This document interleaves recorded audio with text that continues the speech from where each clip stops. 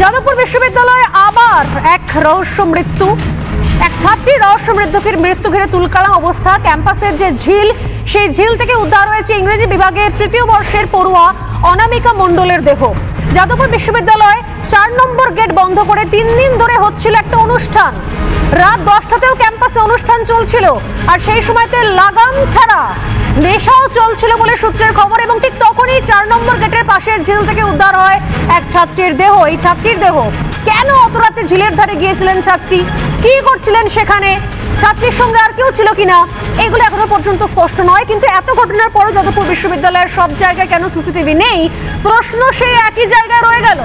ছাত্রীর মৃত্যুতে অধরা রইল অনেক জবাব। যাদবপুর বিশ্ববিদ্যালয়ের ছাত্রীর রহস্য মৃত্যুতে ফের সামনে মাদক তত্ত্ব। সূত্রের খবর, মধ্যম অবস্থায় ছিল ওই ছাত্রী। সূত্রের খবর, চড়া নেশার জন্য বেশ কয়েক রকমের নেশার ট্যাবলেট পর্যন্ত খেয়েছিলেন ছাত্রীটি। যদিও ময়নাতদন্তের প্রাথমিক রিপোর্টে আপাতত জলে ডুবে মৃত্যুর উল্লেখ করা হয়েছে। এরপর আরো ডিটেল রিপোর্ট আসবে, আমরা নজর রাখবো সেদিকে, যে শরীরে মাদকদ্রব্য ছিল কিনা তা জানতে ভিসারা টেস্টের জন্য নমুনাও পাঠাতে চলেছে পুলিশ।